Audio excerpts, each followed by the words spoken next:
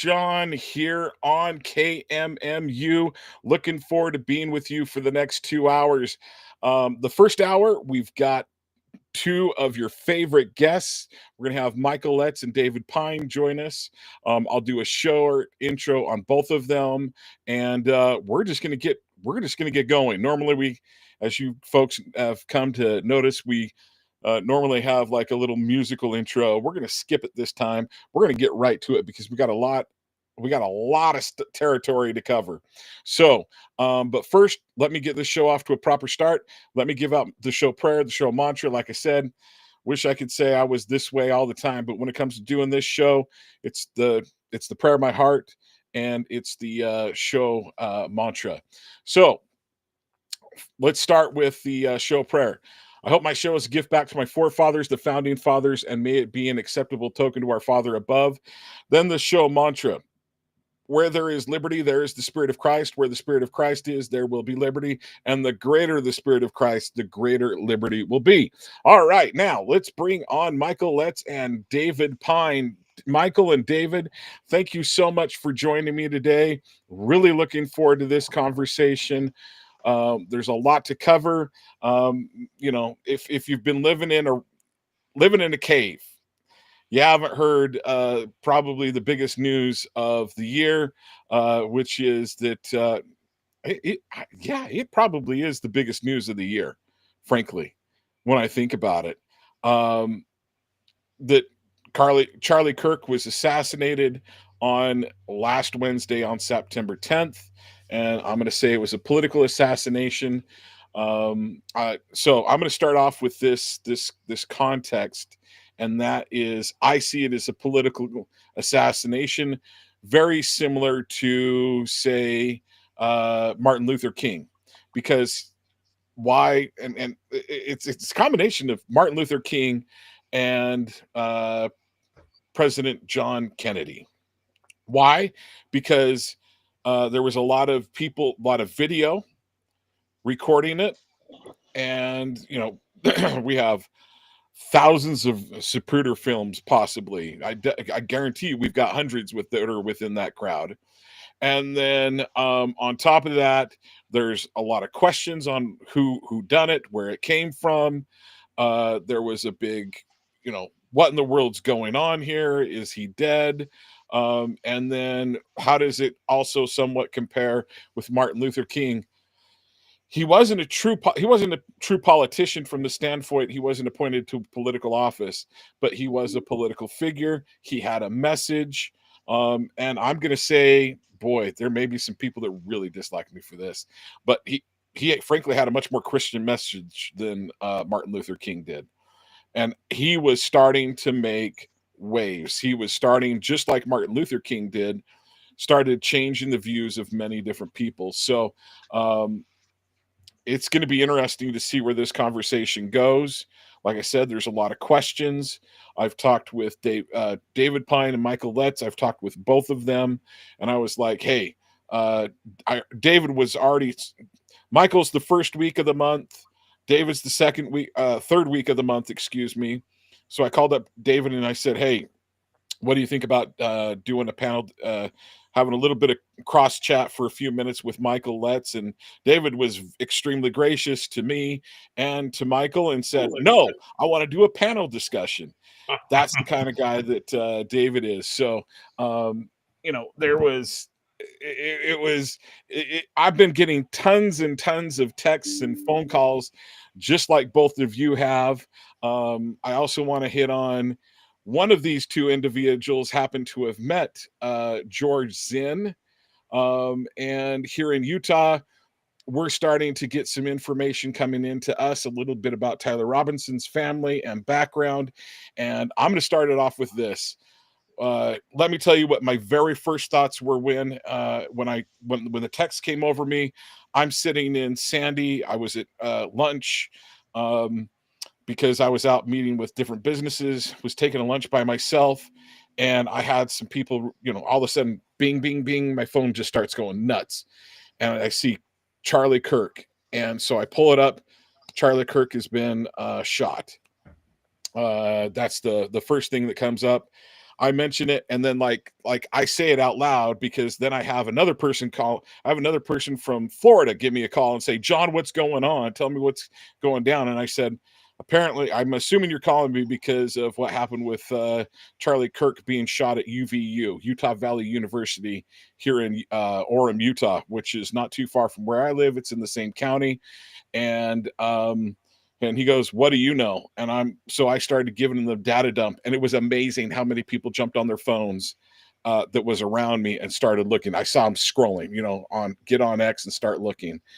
And it was interesting to see a few people's different reactions too. So I won't go into that too much, but and so I was like, my initial reaction was, I think this is a professional sniper, a professional hit job. Here's the reason why I had that initial thought process. I don't necessarily think that is the case. I'm willing to be changed. My mind is willing to be changed. But the reason why I thought that is, it was somewhere in the neighborhood of we didn't know how far away it was. We knew that it wasn't really up close front. So I was like, okay, the blood's pumping on someone, adrenaline's high. Okay, about 4 or 5 hours later, I hear that it's this Tyler Robinson. Information continues to come in. Boy, there's the thought process. And what do we know a little bit about Tyler Robinson's family? They are conservative. They have a conservative background, come to find out, which was originally reported. His dad is not a member of the sheriff's department. And so I've had it verified by Michael and by David. David sent me last night, apparently someone that kind of knows the family. I had someone else reach out to me that knows the family, and literally it's like, and Kate Daly. Also, there's been some information. I have not spoken with her. I've done a little bit of listening to her. So Kate, I believe it's Kate Daly. She does a political show similar to this, very well known in the conservative movement, and it's in her backyard. And I want to say either she or someone she knows lives in basically that neighborhood with Tyler Robinson. So come to find out, obviously he's not a conservative. His parents are a conservative family, and a minister, they got some advice from a minister, and the dad walked him in. So I'm going to pause there. I want to go to Michael and David and get their thoughts. Michael, I'm going to go to David first. David, kind of what was your and also someone told me David has met George Zinn. He was a member of the Republican Party. David, why don't you go with that, because that was another really weird piece of this whole puzzle was George Zinn. And I'm sitting in the quick serve restaurant. It was Chick-fil-A. I'm gonna say it. I'm sitting in Chick-fil-A, and I see on X, I see the post come in of him saying, shoot me, and the video of him being hauled off. So I was like, oh my gosh. And I thought from the get-go, this guy's a patsy. It wasn't him. But David, why don't you take over from there, what you know? Yeah. So first of all, I mean, it's an honor to be on with Michael and you. Michael's the law enforcement expert. I have military expertise, but I don't have any law enforcement experience. But this was a shock. This was a dark day for America. I mean, Charlie Kirk was just an outstanding up and coming conservative leader. I mean, I heard someone saying that maybe he could have been J.D. Vance's running mate, when he would have turned 35 before the November 2028 election. So he had a real future in politics if he wanted it. This, when I first heard the news, I did hear reports coming out of the FBI that foreign intelligence links had been discovered. I've not heard anything about that since Tyler Robinson was revealed to be the shooter. So, of course, the internet was going wild with some substantiated and less substantiated rumors about, what country could have had motive to take him out. And there's really only two, in my opinion, Ukraine and Israel. But before we talk about that, yes, I have known George Zinn for many years, since 2008, actually. He is everyone who goes to is a Republican activist, especially the politicians. No one, maybe not by name, but he went to the 2024, actually both the 2016 and 2024 Republican conventions with me. The first one, he was not a delegate. He just kind of, I don't even know why he came. I don't know if, I think he was hoping for some guest passes, some day passes. Maybe he got some, maybe he didn't. But I saw him mulling around that convention. The next one, he sat in the row behind me as we were both alternate national delegates. At least I think he was. He may have only been a guest that someone gave him a guest pass. But he is someone who is mentally unstable. He's not a conservative. He's kind of a never Trumper. At least he was at this last convention. I tuned him out, and he was kind of, he's like, he started accusing me of not listening to him, and he was railing on me, and I just ignored him, looked at my phone because I didn't agree with anything he was saying. But no one that knows him would ever believe he would be involved in a shooting incident. This is someone who's crazy, he's deranged, nonviolent, I would say. He did. I looked up his rap sheet, and it was much longer than I thought it was. Multiple arrests, mostly trespassing. He did have a bomb threat in 2013. That surprised me. That was to the Salt Lake City Marathon shortly after the bombing incident, I believe, in Boston. That's correct. Yeah, so that is probably the incident that most resembles what occurred here, and it does appear that he confessed. He's like, I did it. I shot him. Come arrest me. Shoot me if you want. Stupid comments like that, and I saw the video. I saw pictures, and I didn't recognize him right off the bat. But a friend of mine said, I know this guy. And then when she said that, I'm like, I think I know who she's referring to, but it looked like to me, it looked like a Tim Walz lookalike. And so there were some jokes about, Governor Walz decided to shoot him, and thankfully that proved unfounded. But shortly thereafter, I found it was George Zinn. So George Zinn is, he was very shortly after his arrest, which was really humiliating. He was humiliating. He was carried like a hog, face down by four police officers. Maybe he was uncooperative, or maybe they were just angry that what the violence that he had admitted to. I didn't think that. I saw real quickly. What I saw is that he stopped walking, and they just said, "That's it. We're just pulling him." Yeah. His trousers fell down, exposing his boxers. There were rumors that maybe he was trans, because the shot rang out when right after the trans statement, the shooting statement that Charlie Kirk stated. But then we found out he was booked, very rightly so, on obstruction charges. And then today we found out he had graphic child pornography on his phone. So this is a deeply disturbed individual, much worse than I knew. A lot of Republican leaders, and no one really knew that he had this dark side to him. But he told the police officers when he was asked why he confessed, he said, I confessed because I wanted to help the killer get away. And that's not something that I can easily forgive, because thankfully he was apprehended. But my immediate thought was, I didn't think he did it deliberately to help the killer get away. I thought he just did it because he liked being arrested. He liked, negative. He liked the publicity. Yeah, he liked to be in the news, and he was willing to have it be negative if that was what it took. There's little other explanation outside of just pure craziness. But it's a sad story. I'm sad that he's in jail, but he deserves it. Well, Michael, I'd like to hear your initial thoughts. You and I didn't talk for probably for a solid 24 plus hours, maybe 48 hours. You and I didn't chat. I didn't, because I tried calling you a couple times, and this is the first time that Michael Letts has not returned my phone call.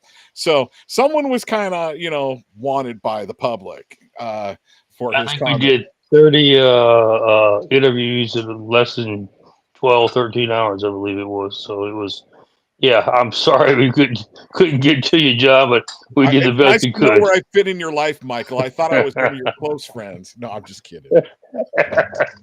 Oh, you're such great fun. That's for sure. That's why we love being on your show. But anyway, kind of giving you a quick assessment. Thank you, David, for what you talked about. Thank you for your service. Um, very quickly, when you took a look at the overall situation, of course, initially, George had said that he had done it, and of course, we immediately knew by just taking a look that wasn't the case. And then we quickly assessed. You're talking about a shot, 200 yards, 30-degree angle. Um, as I'm sure David's aware, when you're talking about there's two distinctions here. If I'm just listening to you and I don't like you, I'm just an average person on the street. I walk up, pull out a gun, and shoot you or smack you in the nose or whatever. That's one situation. This seemed to be very well coordinated. We're very well orchestrated because a couple factors that came in after as time progressed and we began to get more information. And first of all, there was the image of him on the roof that somebody had taken from a cell phone. Obviously, it wasn't clear enough, and you couldn't clean it up enough to ascertain any thing other than what he was wearing. But of course, that's where they knew where the spot was at, and then they quickly went up there. There was no rifle found. There was no anything along those lines initially that was found there. And so later, it was said that a hunting rifle was recovered. That was the actual weapon that was used. Well, that particular hunting rifle, as I'm sure you're aware, David, is a very difficult. I mean, don't get me wrong. You can hunt very well with it, but to use it as a sniper operation and to be able to break that rifle down in roughly 2 or 3 seconds to move on to get out of there is a very very difficult task, if not an impossibility. Um, so when you look at it, you look at the shot that was made under a tent.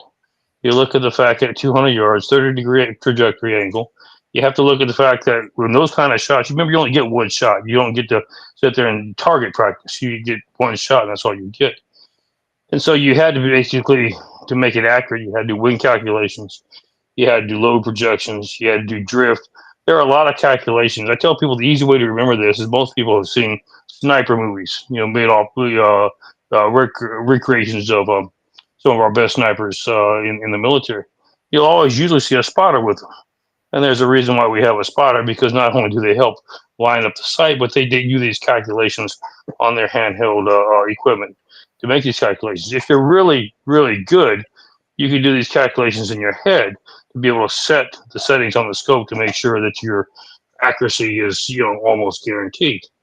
But first of all, in looking at uh, Mr. Robinson, he's only 22 years old, and as of now, I still have not been able to find any assertion that he's got any formal training in sniper usage.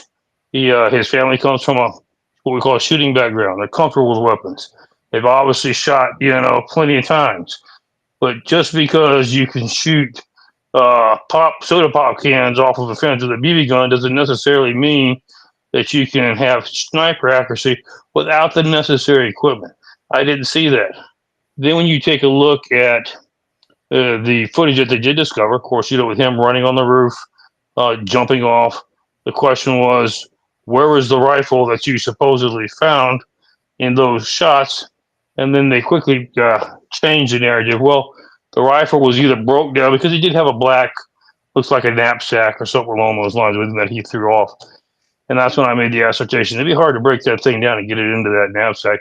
Let's give the benefit of the doubt. Maybe he's better trained than we thought. He broke that down. Why would you run for a little distance after that and then build it back together? Because you're trying to get out of there. You're trying to escape and put it back together. It's almost like you want to put a red bow on and say, here, please check this and make sure that you check this into the evidence room. And if that is the case, where is the bullet? Where's the projectile? Has it been looked at to see if it came from that particular weapon? I don't see any of that. And I've got my ear to the ground. That's not being publicized yet, which is surprising. This is what, sixth day into it. That should have been done almost immediately. So Then I want to throw in something. go ahead. Have we heard whether Charlie Kirk has had a autopsy done yet or not? That's standard. So one must assume. I thought it. I But thought it was like I haven't heard expected. a word, which is extremely odd. That not a word's been said about it. So I'm not saying that it's not going to be, but I haven't heard a word as of yet. I haven't heard that one has been done. My understanding is when there's a shooting in this type of scenario, it's like it's happening. You know, it's almost Standard like procedure. It's protocol. well, not just standard, maybe even law. Okay, so continue. So then you have the fact that that evidence is there. Here's what I'm leading to you, and I'm loving having this discussion with David. If you have what I call a professional operation, that's a very coordinated, syndicated methodology. And what you do with that, when you're involved in a professional situation, you make plans. You know exactly what your escape route is. You have distractions or diversions, is what we call, which kind of odd that George would use the exact words. My purpose was to buy time for the shooter to escape. That's exactly what you would use a diversionary person for. You don't want to find a smart one that's not willing to do it. You want to find somebody that's not quite all there, that's willing to do, what it is you're asking them to do, not ask so many questions. So I thought it was exceptionally odd that popped up with George. It ties into what we're talking about here. And then more and more stuff is coming out that we're finding out on the intel side, the intel community that, we have tracked down financial transactions from foreign agencies, foreign locations that were made into um, Trey Robinson's account and into his, I don't know what you call him, transgender friend, boyfriend, girl. I don't know what word we're looking for, but y'all understand what I'm trying to say. Well, we pick up what you're putting down, but we don't know what we call it either, frankly. Okay, well, good. At least I'm not alone. But they're not huge, but they're tens of thousands of dollars. And it's odd that they would go into an account from operations overseas. And so I got myself into a really heated debate just a few hours ago on a national show because I went down this path. This has been standardized operation for our government. We started with JFK. Do we still have all the answers with JFK? No. They've got we've said we're going to release the files. To President Trump's credit, big supporter of the president. I believe we've done the best we can do to get them out. But there's agencies, there's judiciary personnel. There's a lot of still blocking of all those records. All the records there, I believe they're there. I just don't believe that we've all seen them all. The same thing we could say for MLK, RFK, and then recently with Butler, with President Trump. We still don't have all those records. But if you look at the pattern, we know, especially with JFK and with some of the others that we've intel, that some of our intelligence agencies within our government seem to have a strong indication of having knowledge, perhaps participation, some funding issues, etc. So it seems that we have a pattern of being involved with these kind of things and then making sure that the truth, a narrative is put out, but the truth doesn't come out. And so this seems to fit the same MO as what we've had over the last four incidents. This is what I've said, and this is what I got to call the person down that I was debating today. I'm not a conspiracist. I'm not making accusations. What I am saying is that there are a lot of questions. And what it poses is instead of going down a narrative, we have found the shooter. Everybody churn the page. We're going to something different now. Let's not talk about this anymore. I think there are way too many questions to have come to that position as of yet. When I've been asked, well, do you think you're being sold out by the administration? No, I do not. And this is why I make this comment. We have known that the level of corruption, let's just use that word, within our government is much deeper than we ever realized when the president took office in January. When you're talking about an agency, the Bureau, I'll just use them. I'm not going to pick on them. I'm just going to use them as an example. 12,000 agents plus support personnel and staff. You don't know how deep it goes. It obviously goes very deep. And when you first come in 6 months, it's very difficult to figure out who you can trust, who's nefarious, and who's not. I will promise you that when you came on as a new director, they didn't pass around a little survey card. You said, yes, I'm part of the problem. I'm nefarious. I need to be terminated. So you're trying to figure this out. Understand we still have a job to do. So whenever there are instances like this, somebody has to investigate. they're not. I promise you, Cash and Dan are not doing the investigation themselves, and somebody has to be somebody, and so you don't know who you're passing it to. Are you getting somebody who's trying to make sure you're getting the truth, the accuracy, or you're passing it to somebody who's involved, perhaps, with making sure a narrative is pushed? That is translated to the director, to Cash or to Dan, who then translate it to the president. They're simply relaying what they're being told. So no, I don't think they're intentionally doing anything, but I don't know that we exactly have everything cleaned up to the point we can trust everything that they are being given that then gets told to us. So that is my point. You asked for, where do we stand on this? There's a lot more coming out. It's coming out by the hour. I get briefs, hourly, and there's more and more stuff coming out. I think there's a lot more to go. I think even the Bureau recognizes.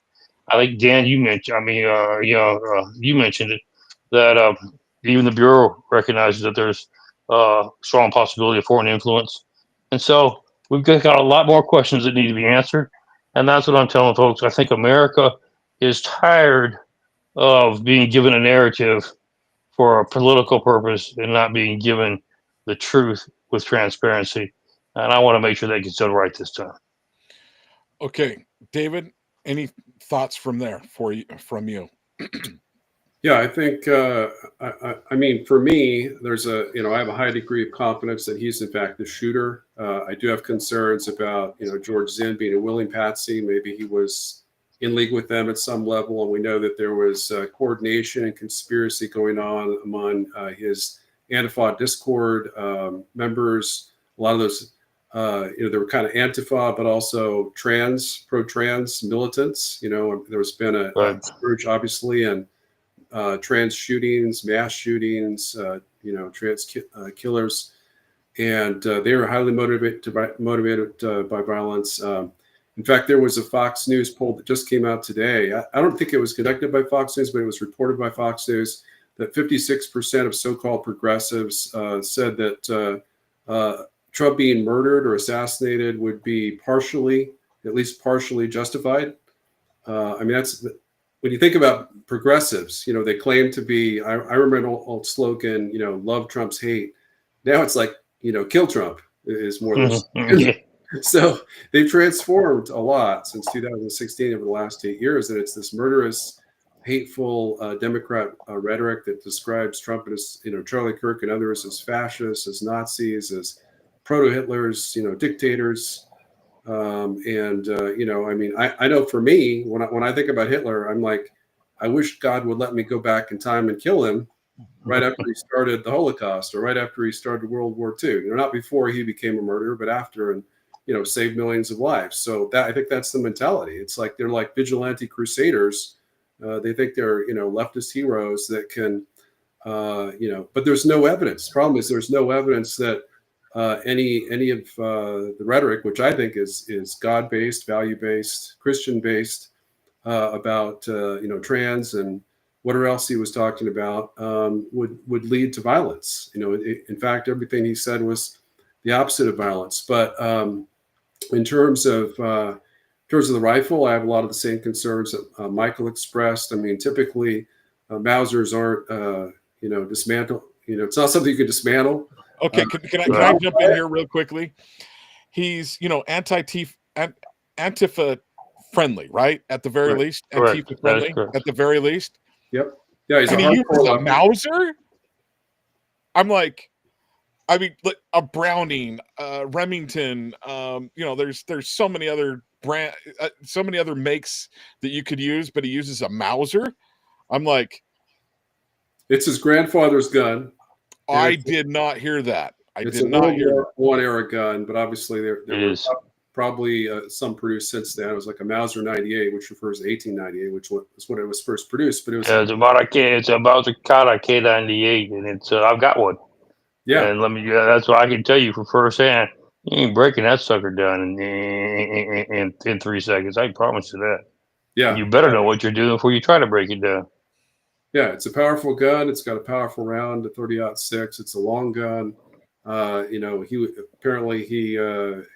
guess he took the butt off, put it in his backpack, and then, stuck it down his pant leg so he could conceal it. And there's a lot of holes in the stories that Michael pointed out. I mean, this is a guy who he pulled the shot off amazingly. You know, some reports are he literally just laid down, sighted it, and then fired the shot within like 1 minute. Got up, and then for some reason he changed clothes on the roof reportedly, so and was able to do that very quickly. He disassembled the rifle, you know, I guess stuck it down his pant leg again, jumped off, you know, had a not so great jump off the building, which he might have been slightly injured, and you know looked like he was limping a little bit. He didn't have any paratrooper training, did he? No, and I would ask you, David, a couple of things that you're saying. That barrel's too long. When you disassemble that, it's going to go past the knee if you stick it down your pant. That's almost impossible to run and bend the knee when you got that barrel sticking down your pant. So that would be a question. Other question that I would raise to you, David, just for consideration, is if we scoped it, where's the scope? You say, oh, the scope's on the rifle. Well, I saw you throw it down from, what was it, 2 stories, 2.5 stories, something like that. You're going to tell me that scope survived without getting cracked? Now, yeah, that could be a possibility, but highly unlikely that there wasn't some damage to the scope when you threw it in the bag down off the roof. So there's just so many things that cause me to have to question. I'm not saying there are not answers to these, David, but I haven't had anybody address the question, much less the answer. Yeah, I mean, they showed the picture of the rifle. Allegedly, you know, it looked. I think that was accurate. The rifle showed no damage except for the scope was pushed back to the maximum, you know, rear direction, which would be consistent with some kind of impact from jumping off a building. But the question is, you know, he was masterful with the shot. He'd obviously cased the area. He planned everything in advance. He coordinated with friends. Might have been accomplices, and might have been, you know, folks signaling him. I mean, there was a video of a man making weird hand signals with his hat and different stuff right before the shot. That might have been the signal that he just answered a question from one of the accomplices about trans mass shooters, and that they were sending a political message that, you know, speaking out on trans shooters was potentially a capital offense. So we have that. But then the crazy thing is he parked in the parking lot, in the school parking lot, and he spent, I don't know, hour and a half, a few hours walking through a neighborhood to a forest to reassemble his gun that he disassembled, leave it, I don't know where, in the open or half obscured, and then walk back to his car when he could have been most of the way to St. George if he had just hopped in his car and gotten away. Okay, so that was the crazy thing. And the other thing is, of course, they haven't recovered. It was reported that law enforcement was not able to recover the bullet round to confirm the gun used. Okay, so here's something that one of the things that I found strange is he went in. They call it the woods. There is no wooded. You know, when people say woods, we don't have a lot of woods here in Utah. We definitely don't have a lot of woods in Orem. It's I mean, by the freeway. By the freeway. Right. We don't have that. We have areas that might have more trees than others and slightly tree-y. But I mean, it's not like it's not like we're back in Arkansas, Kentucky, you know, or back in, you know, good old North Carolina, the best of the Carolinas. Well, I don't know who's the best. Sal's got it beat every time, but I'll put up with that statement for now. One of us happens to be from South Carolina. Forgive that. Yeah, I mean, the best Carolina is obviously South Carolina. But the bottom line is it's not an area like that.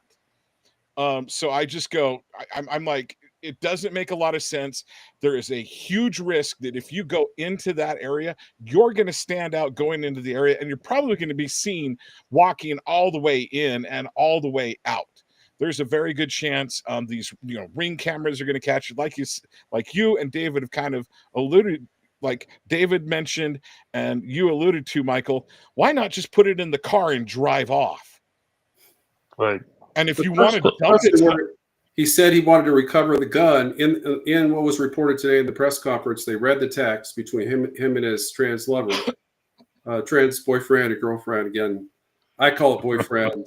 Everyone else calls it trans girlfriend. I'm good with. I don't know what to call it. Yeah, but Yeah. they said he was anxious to recover the gun. He asked his trans lover to recover the gun and get it back to him because his grandpa wanted it back. So why did he dump the gun when he knew he was driving back to St. George? How was he going to recover that? Great question. And there's just so many. I mean, we've got video, as you alluded to, David, that when he jumped off, he injured or sprained his ankle or something. Anyway, he was limping. And then you've got video shortly thereafter. He's running and doing just fine. So I mean, it just poses significant issues. And I get back to the MOS of how the situation usually pans out when you do these kind of things from a professional standpoint. Um, Professionals don't leave any evidence behind. They make sure they have distractions. They make sure they've got somebody else. Go back to JFK. We all question whether Lee Harvey Oswald took the shot. I know he took a shot. You don't know if he did the shot. And, we've got some evidence now, at least the files that I have seen, that indicate that there definitely were more than one party. And you wonder whether we're looking at the same situation here. You've got pictures, video showing one person running away with a handgun. You've got another. I know that it's been said that the bodyguard, will use that word, security, standing next to him, perhaps looked like he had Speaking a of the pistol. bodyguards and security, I heard it was either today or late last night that they were switched out in the last week or so, and it was not his standard crew. That is correct.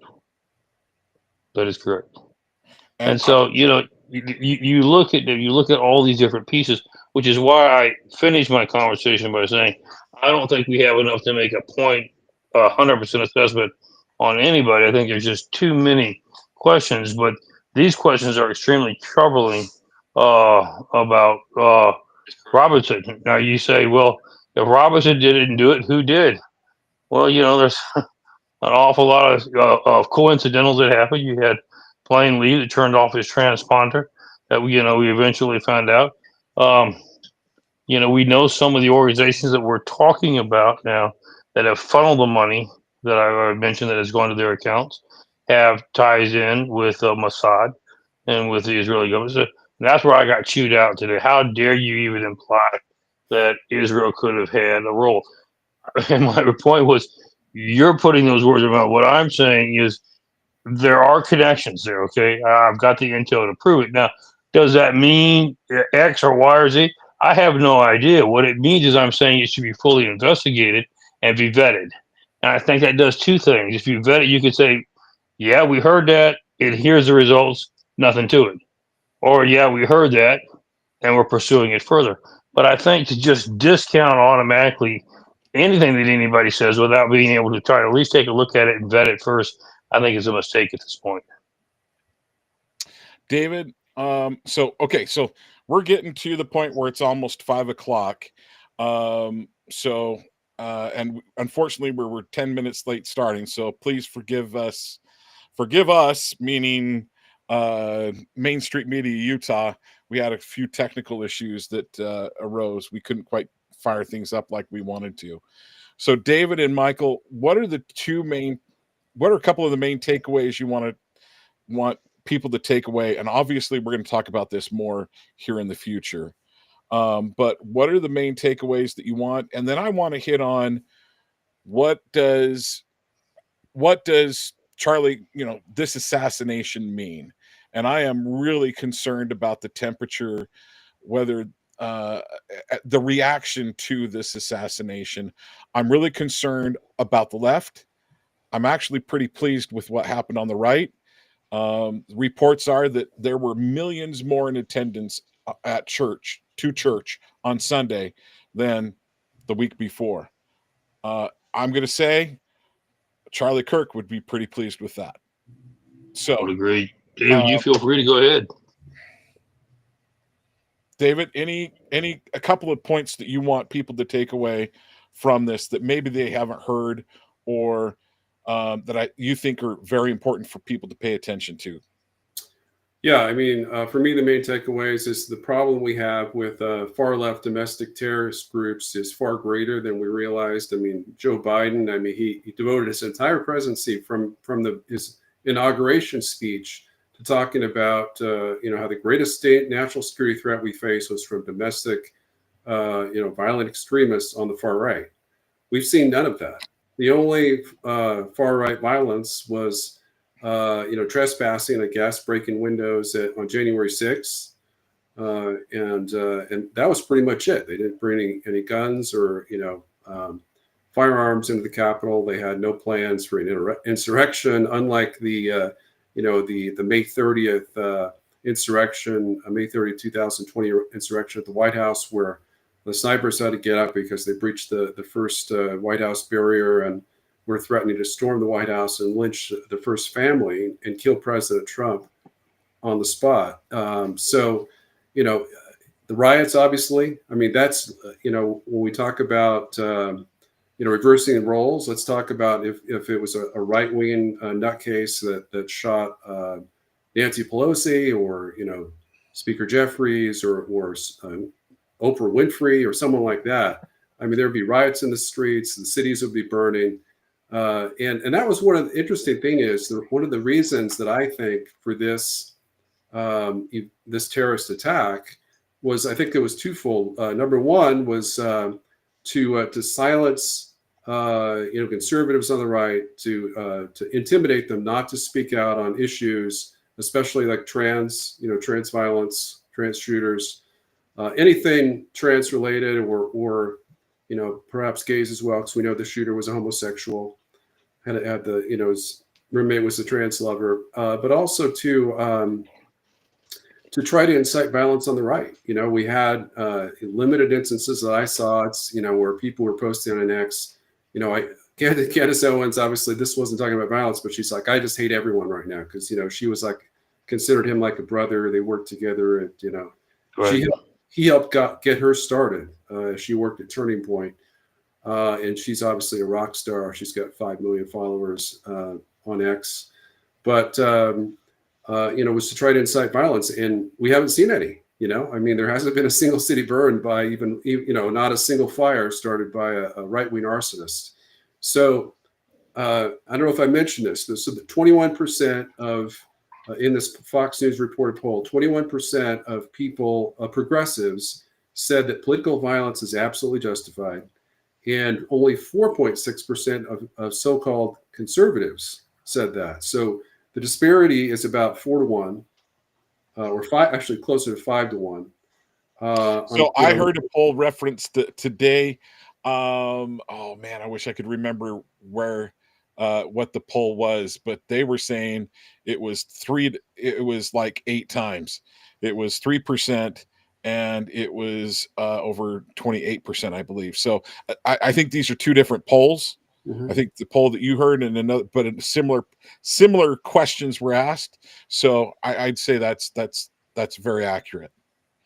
Yeah. So lots of violence and terrorist inspiration on the left side, basically none on the right side. It's the exact opposite of what Biden was saying. And that's the thing about Biden and the Democrats is we know everything they say. We know the opposite is true.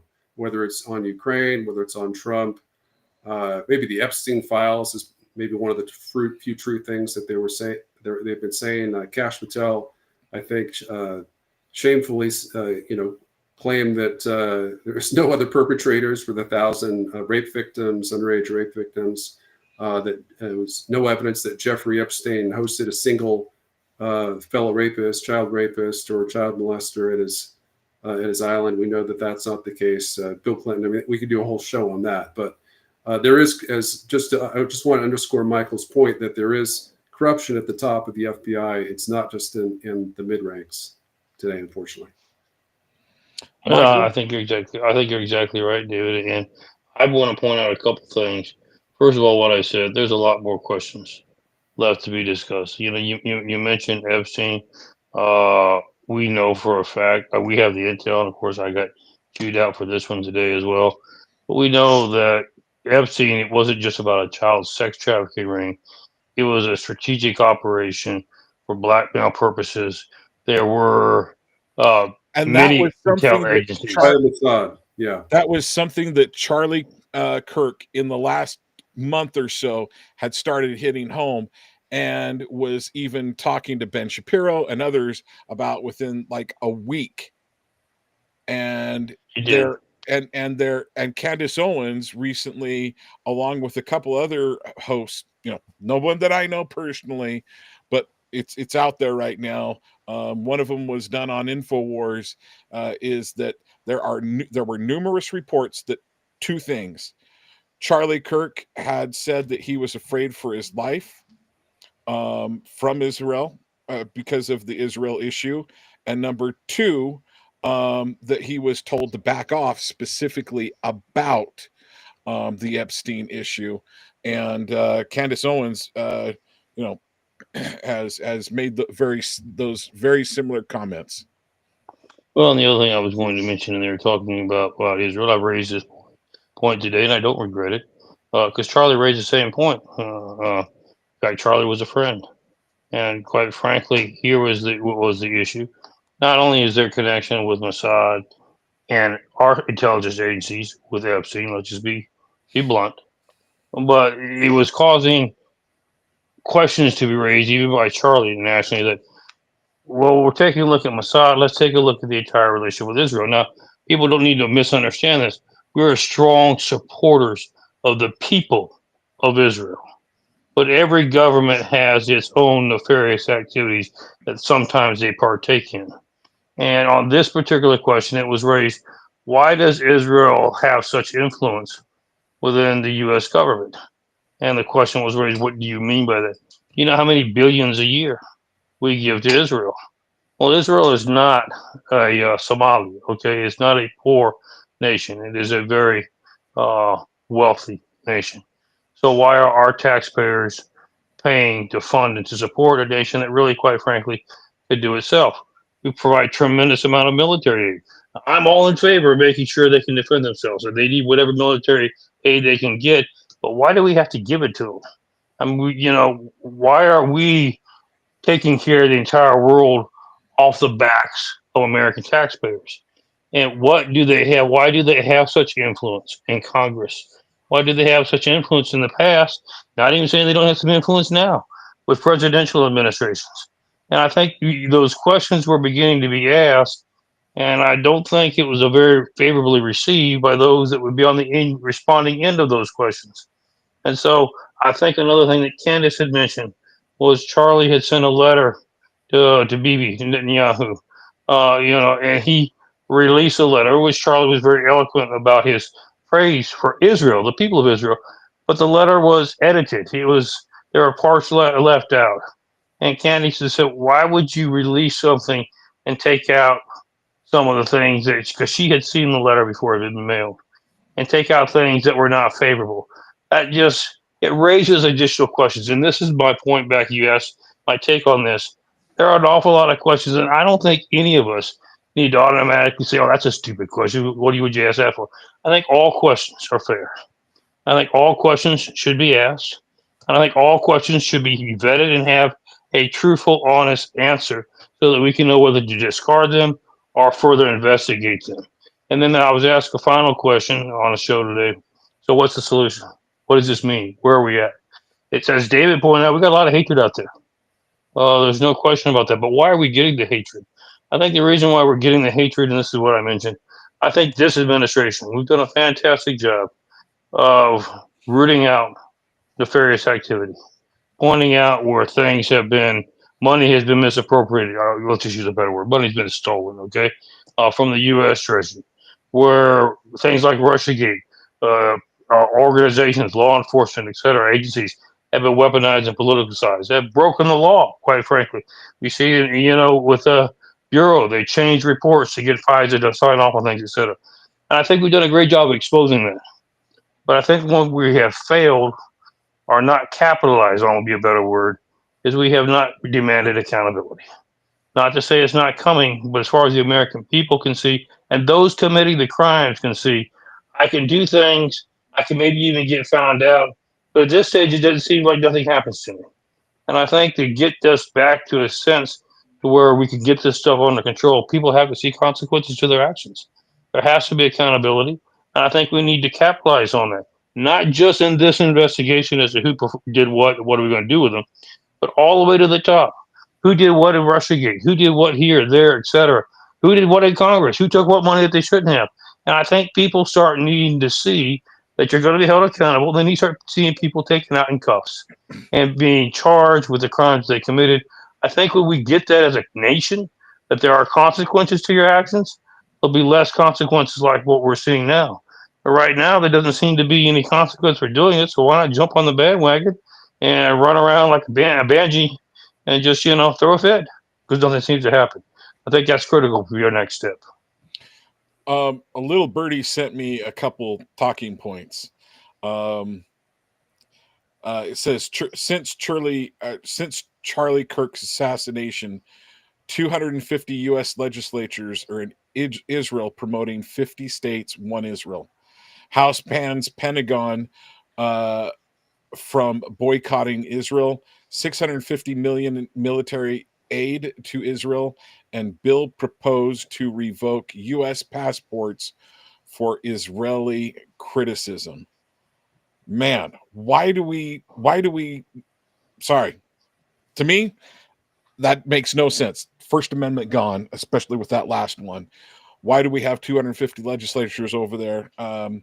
That's a lot of money, a lot of influence is trying to be gathered. So I think a couple things can be happening here. There could be other actors, and then David also mentioned Ukraine. Ukraine could be involved in this as well, and so there's the possibility of that. I don't want to throw that out, but to me, there's much better alignment from what I've seen, and there could be a trans issue. There definitely could be something going on there. Yes. And both of those things can happen and be true at the same time that are causing this. I'm gonna give the answer to what needs to be done to get this back. Christians have to be more Christian. We got to honor the Sabbath. We've got to honor Christ more. We've got to do the things that Charlie Kirk talked about, and we've got to be more willing to say. And I think this is a beautiful thing in some ways, and I hope people will understand exactly what I'm saying. Charlie Kirk, yes, did say the Second Amendment is absolute, and some people may have to die because of that. I believe Charlie Kirk was a martyr for the First and Second Amendment, and frankly, I believe he died honoring Jesus Christ. I would agree with that. Jesus Christ would want us to have. Charlie Kirk was going one of the and why did they get rid of Charlie Kirk specifically? Whoever they is, whether it be this individual shooter or there's more to it, which I think there is. That's my personal opinion. There's more to it than just one individual. Why did they take him out? Because he was willing to go. And what we're starting to see happen is on the college campuses, college professors are starting to be called out on their idealistic bullcrap. That was happening 30 years ago when I was going to college. That type of stuff was starting to seep in, and I saw it.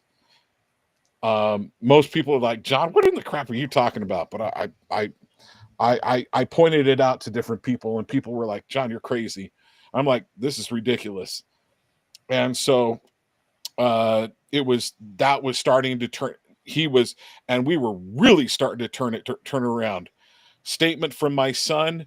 My son said he was the most my son, who is 16 years old, said, I think he was the most influential person in America for our young men, conservative young men right now. I've got my 16-year-old son saying that. That is significant, and my son is not a political guy in any way, shape, or form. I think someday he probably will be, but he was like, Dad, and he goes, we talked about it as a football team. if those type of conversations are going, minds are being changed, and that's the type of individual that if you don't like the way it's going, and I'm going to say they definitely don't like the way it's going, that conversation had to be turned around.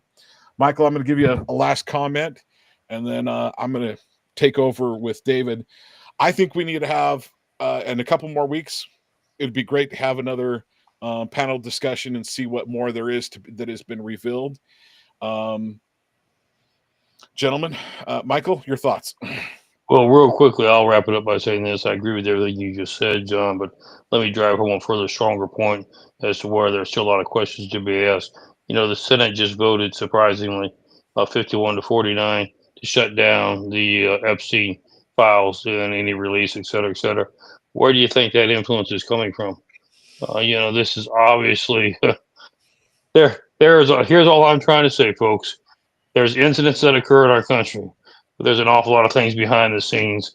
Let's make sure that we get this one right and make sure we fully investigate everything that's there, because what it points to is there's a lot of change that needs to be done. There's a lot of swamp that needs to be drained, and we've only just begun to scratch the surface. Thank you, John, for the opportunity. One last comment that I'm going to throw in on this. I think it matters, and David, please forgive me for doing this right before we switch over to talking with you. That same little birdie sent me at 3:11 this text. Breaking: investigative journalist Max Blumenthal says White House sources told him Trump fears assassination from Israel's Benjamin Netanyahu. So apparently David's heard this too, or at least he knows the name. That was a new name to me. Yeah. Let me just say one more thing. Following up to what Michael said about the Senate voting 51 to 49 to suppress the Epstein files. We have a majority in both houses of Congress that love Israel and hate America. They hate our freedoms. They hate the First Amendment. They claim to be conservative Republicans, and they vote down the First Amendment. They were trying to censor and ban any negative discussions about Israel. Israeli flag burners, let's throw them in prison. You burn the American flag as much as you want. I mean, there's so much hypocrisy. Right.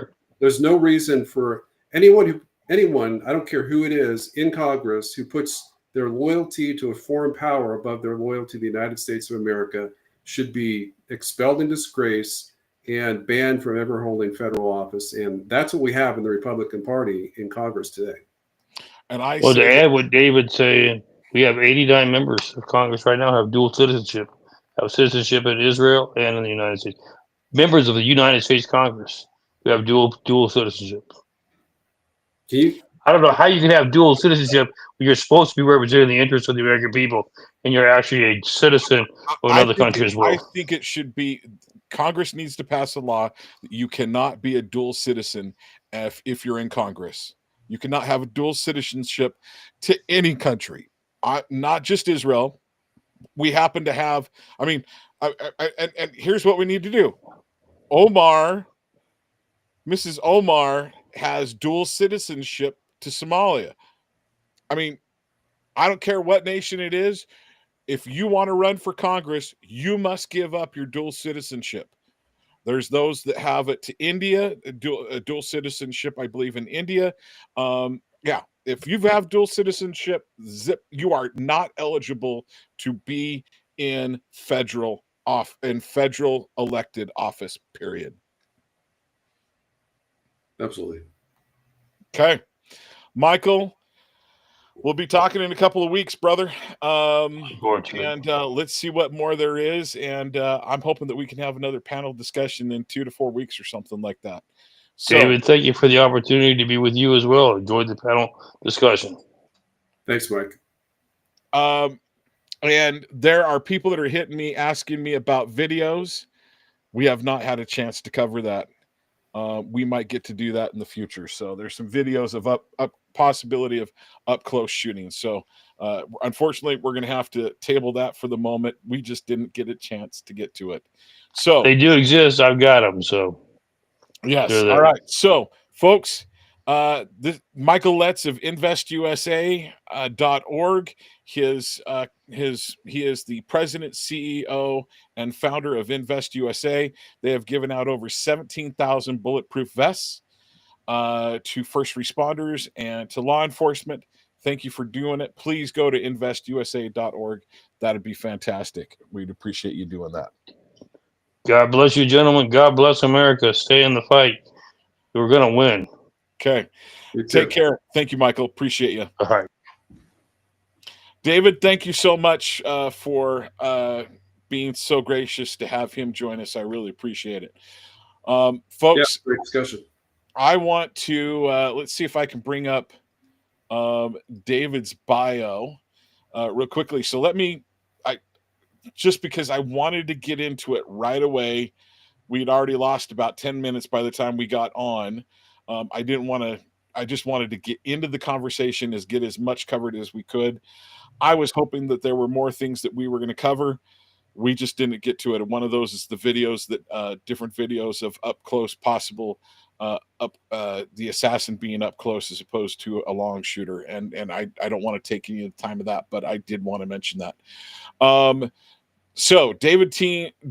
Pine Esquire is a former U.S. Army combat arms and headquarters staff officer who was in charge of armaments cooperation with former Soviet Union, Eastern Europe, the Middle East, Africa, and the Americas from 2000 to 2003, with an MA in National Studies, Security Studies from Georgetown University. He's a former president and current deputy executive director of Task Force on National and Homeland Security. He recently served as defense and foreign policy advisor to former Republican presidential candidate Vivek Ramaswamy. He has also co-authored the best-selling new book, Catastrophe Now, America's Last Chance to Avoid an EMP Disaster, and his new book, which will be coming out a little later this year, Restoring Strategic Deterrence. He will be publishing that and getting that out as well. You can also he is the editor of the Real War newsletter at dpyne.substack.com. So that's dpine.substack.com. And he's previously served as a contributor to the National Interest. Folks, please go to his Substack and learn more about what David has to be putting out. So when it comes to the international stuff, I love to go to David and get his thoughts and his takes. I don't know, maybe we need to have a 3-hour discussion or something like that, 2-hour panel discussion, and an hour and a half with just David. I don't know. But let's get to it. So I want to start kind of in the order of the Substacks that you put out since we last spoke on the 18th.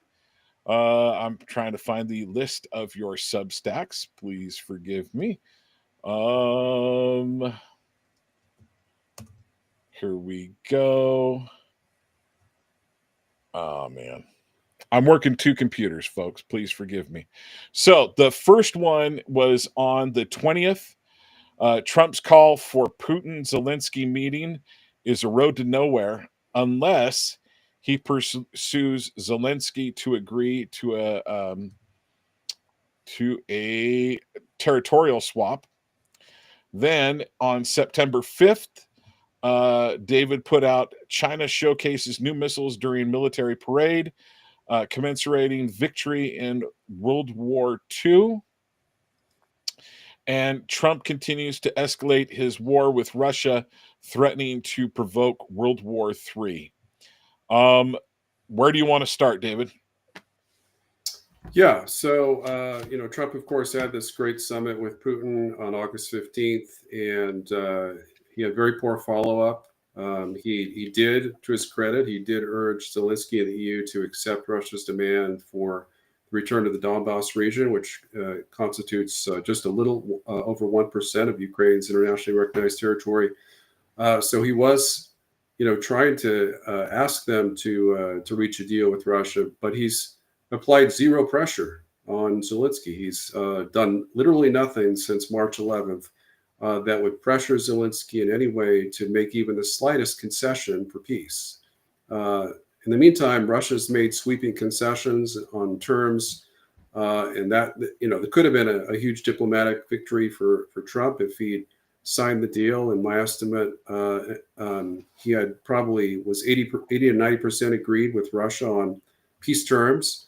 They could have signed a memorandum of agreement or even a peace framework agreement with Putin on the spot. That would have been a tremendous diplomatic victory at the Alaska Anchorage summit.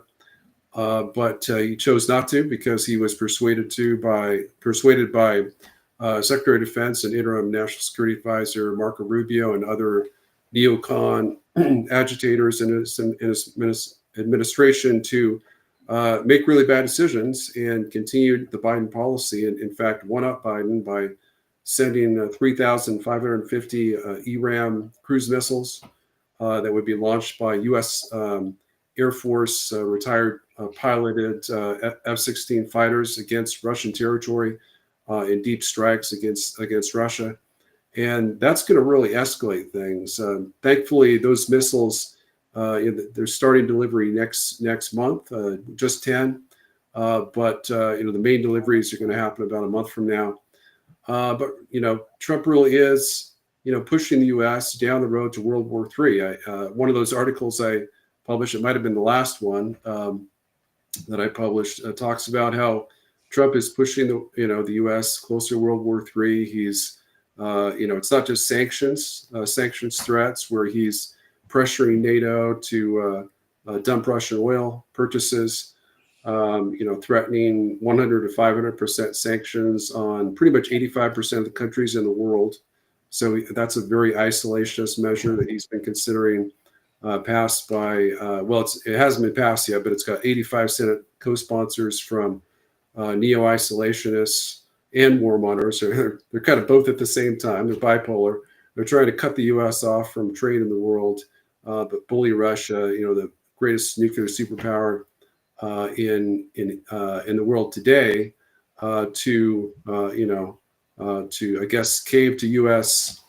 Demands in terms of the Kellogg memorandum or peace proposal, which Russia rejected in its entirety, at least half of it, on May 8th, earlier this year, when Putin refused to even meet with Steve Witkoff, who he has a very good relationship with, to discuss the peace agreement. But since then, Russia has, I wouldn't say caved, but they've made serious concessions in terms of giving up over 2/3 of their territorial demands that they were very rigid on. They did not seem like they would ever compromise on that.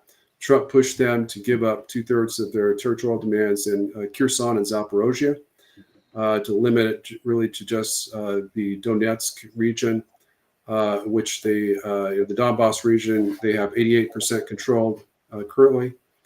And so that was a big concession. Then they also conceded apparently in terms of disarmament for Ukraine, which I believe their terms would be limited to simply limiting the ranges of the weapons, not disarming Ukraine other than its F-16s, but limiting the ranges down to 40 kilometers, which is 24 miles, I believe.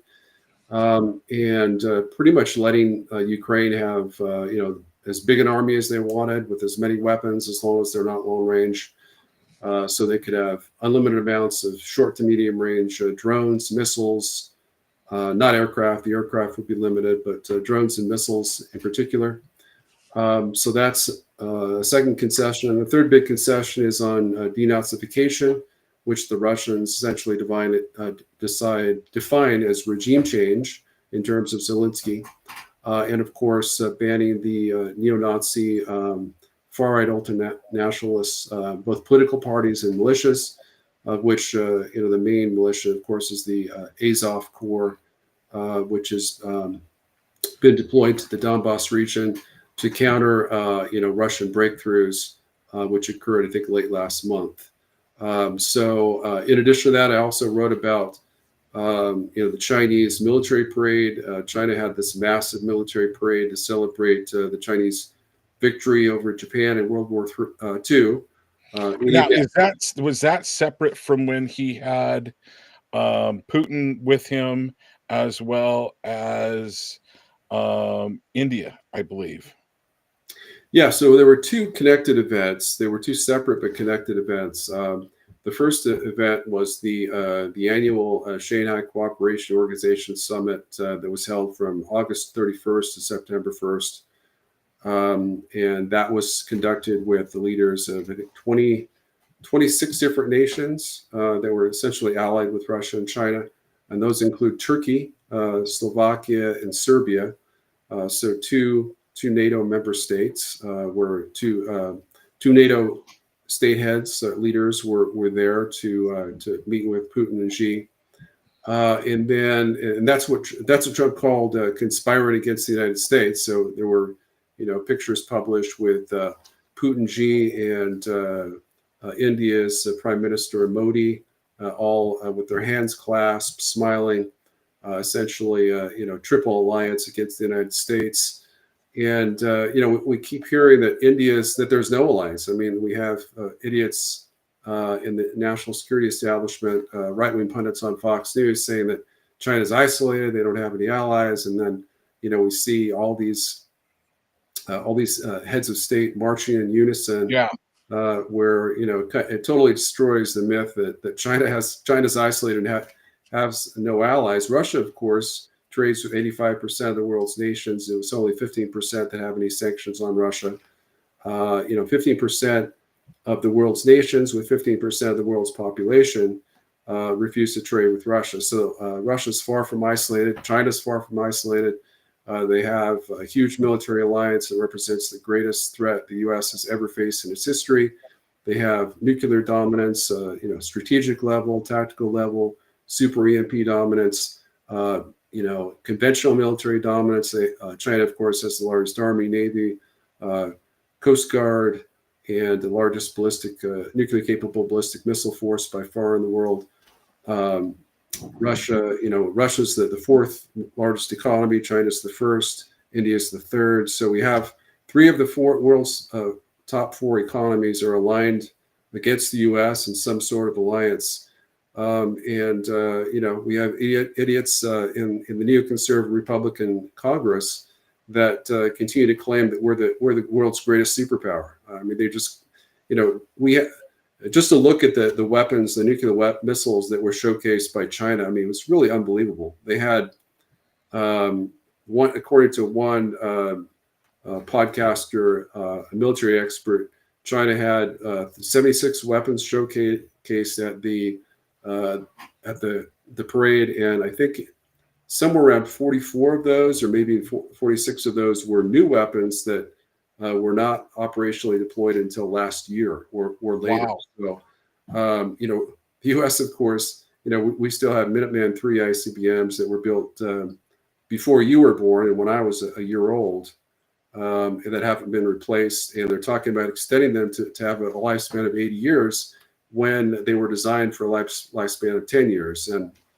it was just 3 years ago that the head of Stratcom, Admiral Richards, said, we can't do any more lifespan extensions, or else we risk that we don't know that they'll work because they're so dang old in the event that they're the unthinkable event that they're called into action to launch against Russia or China. So, China had a new DF-61 missile. This was a missile that I previously discussed, identified as the DF-45. It's been talked about on Chinese military blogs since 2020. It's a super heavy missile with, I think, 14 warheads is what's been estimated. The Minuteman III has one warhead. Used to be 3 warheads, and now has 1 warhead. And they also have the DF-5C.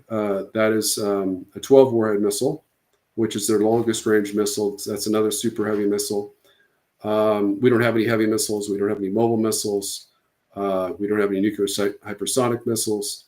They had the DF-41. They had multiple fighters, including 5th generation fighters. They had, I think. Okay, so let's define that and why that matters. What is a third generation fighter? What is a fourth generation fighter? And what would a fifth generation fighter be? Meaning, obviously, aircraft. Would you mind kind of bringing the audience up to speed? Because I know that there's going to be some people that, you know, that might go over talk with John's head even. So let's Yeah. define what those are and why those matter. Well, a fifth generation fighter is essentially F-22, F-35, or their equivalent, some kind of stealth fighter or something like that. Fourth generation, I think, arguably could have began with F-14, but probably more like F-15, F-16 that were built in the 1980s originally. Second generation, F-100s. First generation, F-86s, Korean War. So in the second generation would have been, second and third generations primarily in Vietnam. F-14 is kind of a bridge between the third and fourth generation fighters, but essentially fifth generation fighters are the top of the line, most advanced. They have stealth radar detection capabilities that make them difficult to detect from radar. So that's important. There's also 5 different hypersonic anti-ship and other missiles that were nuclear capable that China showcased in the parade. They also had 2 different air-launched ballistic missiles. The U.S. has no air-launched ballistic missiles. These are missiles that can be fired from H-6K bombers against the U.S. with refueling. They can be launched against the U.S. homeland. And they also had, I think, 5 different anti-ballistic missiles, of which the most powerful and one that I hadn't seen before was the HQ-29 that outclasses any ABMs the U.S. currently has in its inventory, roughly equivalent to S-54, S-500 ABMs deployed by Russia. So all these military capabilities, most of those exceed the U.S. Military capabilities, and yet we had had an idiot NATO U.S. ambassador to NATO, Matt Whitaker, said, "Oh, they're probably just all knockoffs from that they stole from the U.S." And there are a few of those, admittedly. There's they have a couple older generation knockoffs, but their new stuff, with the exception of their F-22 and F-35 clones, are really indigenous. Originated in China, perhaps with Russian designs. Because there's no U.S. equivalent. So, that was really kind of a game changer for me to see all those weapons displayed. It just underscored the fact that if Trump decides to defend China or defend Taiwan militarily from Chinese military aggression, the U.S. is going to go down in a blaze of glory. I mean, we're going to be wiped out with a massive cyber apocalypse attack from China. Minimally, and perhaps even a super EMP attack that could kill tens of millions of Americans. Well, I think that parade really worried Donald Trump. Because I want to read this. I believe it was I'm not sure if it was his X post or if it was on True Social. I want to read 2 postings. The big question to be, and this is Donald Trump, what he wrote. The big question to be answered is whether or not President Xi of China will mention the massive amount of support and blood that the United States of America gave up to China in order to help it to secure its freedom from a very unfriendly foreign invader. Many Americans died in China's quest for victory and glory. I hope that they are rightfully honored and remembered for their bravery and sacrifice. May President Xi and the wonderful people of China have a great and lasting day of celebration. Please give my warmest regards to Vladimir Putin and Kim Jong-un as you conspire against the United States of America. President Don, and then he did in all caps, President Donald J. Trump. Something tells me that worried Donald Trump. Yeah, and in a subsequent post, he basically conceded that we've lost Russia and India to China. Well, why is that? It's because of the stupid Biden policies that Trump's continued. He said he would reverse. He decided to continue. following the neocon Biden playbook in terms of continuing to prosecute the U.S. war against Russia and How Ukraine. much do you think it also has to do with tariffs? Well, in terms of India, it has everything to do with tariffs. Trump levied 50%. He singled out India. He said he was going to have massive tariffs against 85% of the world's nations, about 150 plus countries, and he singled out one country, India, to have 50%. I think he had 25% tariffs before, and then he had a 25% secondary tariff that was designed to punish it for trading with Russia. And of course, as I stated on, I think it was August 5th or August 8th on X, that was doomed to fail because India's national security is dependent upon its military alliance with Russia that it's had since 1971. Because without Russian backing, it could be China could grab a bunch of territory because they have a much larger nuclear arsenal and have border claims. So there's no way in the world that Modi, again, Prime Minister of India, would ever consider cutting off trade or even Russian oil purchases to satisfy Trump's bullying. So I think that was a big mistake. Let me ask you your opinion on this. I'm trying to remember who it was that made this statement of that the aircraft carrier is now the equivalent of what the battleship was prior to right before Pearl Harbor was attacked. And at that point in time, the battleship pretty much had become, there were still some uses for it. It wasn't the big force projection like it was in World War I and leading up to World War II. Basically, that statement implies that the aircraft carrier basically now is just a sitting duck. What are your thoughts on that?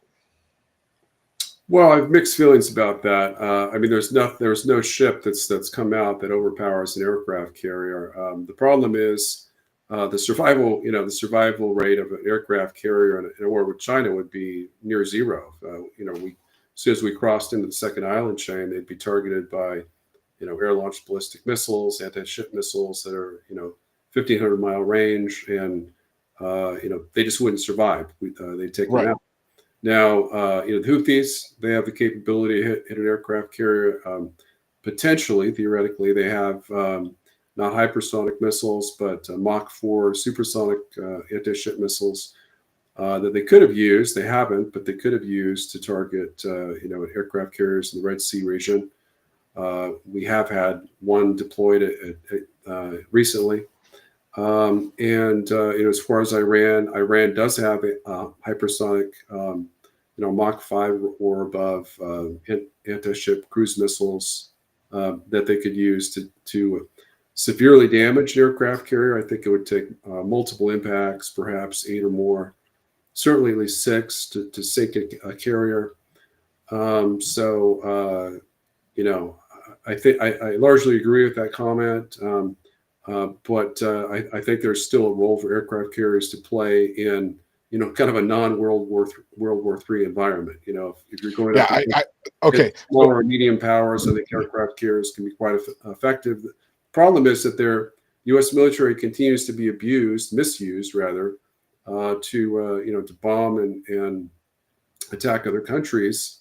We shouldn't be invading or bombing other countries without very good reason. And we've been doing that continuously since 1991. So I agree that the aircraft carrier is a great force, and a statement of force on its own. An aircraft carrier group, I guess, is probably the better way to put it, because it's not just an aircraft carrier that goes out there. It's a whole support group, including submarines, that whenever aircraft carrier goes out. But in a World War III scenario against Russia and China, I think they go up in smoke pretty quick. I think they're gone. With those hypersonic missiles that can go over Mach 5, That's very concerning. I don't know that we have anything that can. They launch 100 hypersonic missiles at one aircraft carrier. I don't know that there's a way to take that out, to take all those missiles out before they hit. I think you're going to have at least 6 get through. I could be wrong. The surrounding ships outside of it, the destroyers that are outside that area, maybe they can help take that out, take those out. But I just don't see how, if we were to get in a full-on war, and we need to do everything right now to avoid a war with China, let alone the EMP disaster that would happen here in the United States. Uh, we'd be up a creek without a paddle. We'd be toast. We would be, you know, we'd be killing each one another before China ever set boots on the ground here in the United States, if an EMP did happen, as you've mentioned several times before. So,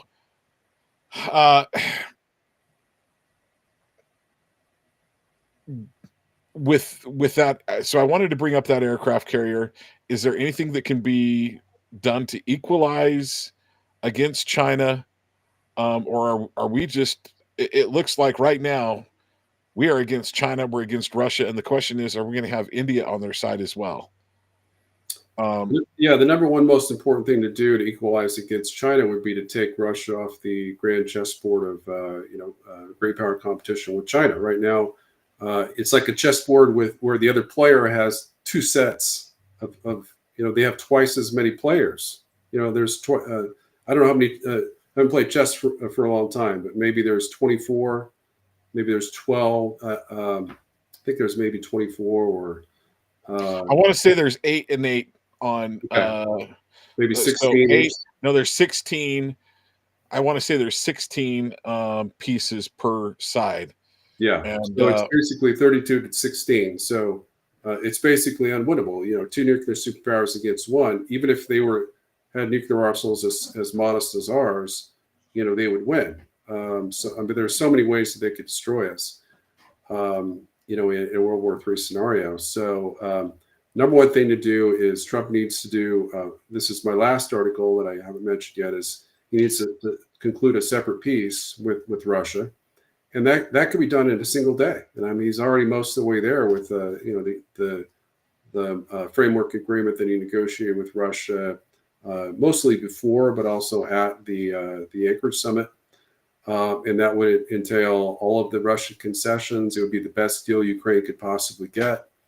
And then he could simply, tell Zelensky, either sign the deal or we're pulling out our troops out of Ukraine, all our weapons technicians, all the weapons you haven't used yet that the U.S. gave you, we're pulling those out, and we're cutting off Starlink access. And Zelensky would be like, where do I sign on the dotted line? Of course, or he could not play hardball and simply say, we're pulling out. We're not going to give any more weapons or sell NATO weapons that you could have, but we'll let you keep Starlink and give you defensive intelligence, for incoming Russian missile strikes, which is really not very effective because they've almost run out of air defense missiles. If you don't have air defense missile interceptors, then a warning of an imminent missile strike or drone attack is really not very useful, except maybe evacuating civilians and troops in the affected regions.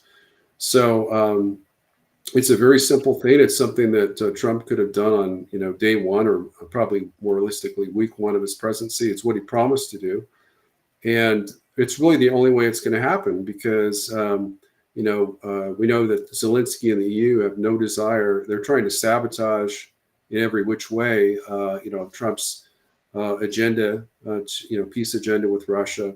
We know that Putin wants peace. How do we know that? Because he withdrew Russian troops unilaterally from 30% of Russian-held territory in March and April of 2022, when Russia was on the verge of victory. A lot of people, criticize Russia for their military performance. They forget that they had a massive blitzkrieg that overran 27% of Ukrainian territory in mere days, the first couple of weeks of the war. And they partially surrounded Kyiv, forcing Zelensky back to the bargaining table. So That's really the key to Russian victory is if they were to use these Zapad 2025 military exercises that are going through tomorrow, and to follow that up with a Russian reinvasion of Kyiv Oblast, they could again force Zelensky to the bargaining table and force him to sign the deal that they've mostly negotiated with Donald Trump. I've been looking for some notes that I made when I had Joel Skousen on and can't find them because I had some questions for you, and I don't have the foggiest idea where they went to. So apparently I wasn't supposed to ask them, but I've got just a few general questions. But I do want to mention real quickly, folks, I've got David Pine on with me, and you can go to his Substack at dpine.substack.com, and your last article that you put out on Saturday, Trump continues to escalate his war with Russia, threatening to provoke World War III. So I'm just going to read this, kind of the subheadline to it. Trump has threatened to nuke Russia, threatened to bomb Moscow and Beijing during his first term, and likely greenlight Ukrainians' drone strikes against Russia's nuclear bomber fleet. Now, that was something that I was not aware of, that Trump had threatened to nuke Russia. Here, so a couple sub questions. So from what I understand, what you're saying is we just need to end this. A lot of people that may not understand this, that are in support of let's stand with Ukraine, is Russia is building, am I right on this, that it's 3 or 4 times more weaponry, like more artillery shells, more missiles, and so forth, than all of NATO combined? Am I correct on that, or is it all of the United States? It's all of NATO combined, and not only that, they spend more on their military than all of European NATO combined by purchase power parity. So, they're spending at Cold War levels in terms of percentage of GDP. 6.5%, I think. It used to be 3% before the war. Their economy has expanded since the war began, from being rated as the 6th largest in the world to the 4th largest out of Germany and Japan. And that dominance is going to continue to grow in terms of, they're likely to keep that position or thereabouts, while the U.S.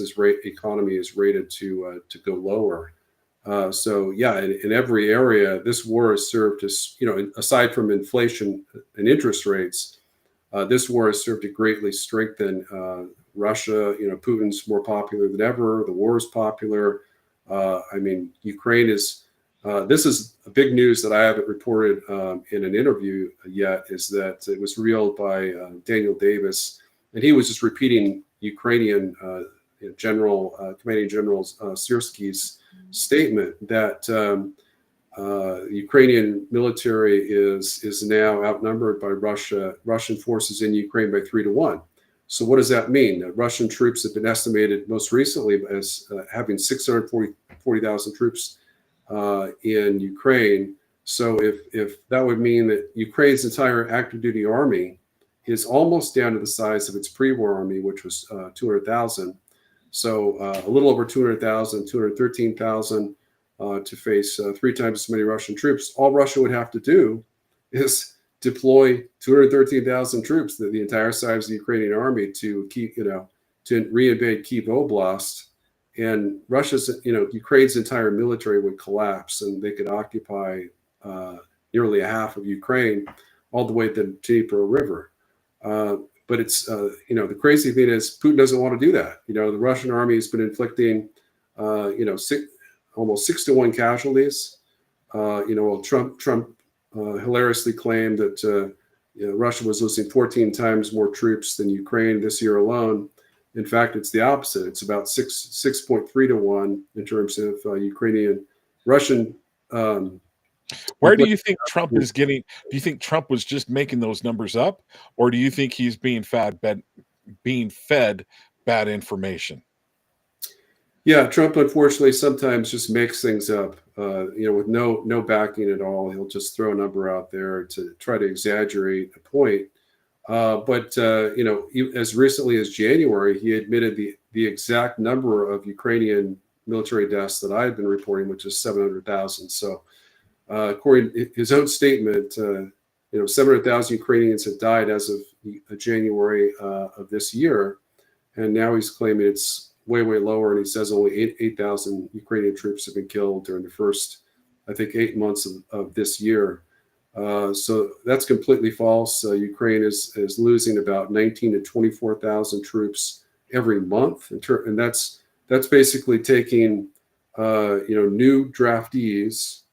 So it's all of the permanent casualties, which are the 39,000 killed in action and severely wounded each month, plus the desertions. The desertions are another, I think, 14,000 a month. And then you subtract the new draftees, which are as much as 30,000 a month. So, I'm not surprised. I'm surprised that they admitted it because, it's very rare that Ukrainian political or military leaders tell the truth, but that is absolutely true. He said it was 3-1 advantage for Russia and Ukraine, and that some key areas of the front, Ukrainian troops were outnumbered 6-1. We know that some areas that have been overrun by Russia were overrun. It was, unmanned fortifications, during across key areas of the battlefront. And according to Russia, the average Ukrainian brigade, of which there are 100, is down to 50% end strength. That might be generous. I suspect it's actually lower than that. So, when did Trump threaten to? So, did I understand correctly?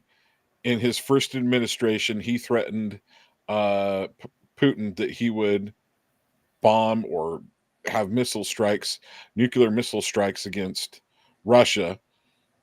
I'm assuming that carried some weight, but now it pretty much is Putin really even worried about that? Yeah. So during a campaign event, I think it was in June of 2024, President Trump was recorded saying that he told Putin that if Russia invaded Ukraine during his first term, that he would basically nuke Moscow. And he told President Xi that if China invaded Taiwan, he didn't use the word nuke, he used the word bomb. But obviously, you don't bomb a capital city in a military strike, you'd be nuking it. So basically nuke Beijing. I think the chances that he actually said that are probably zero.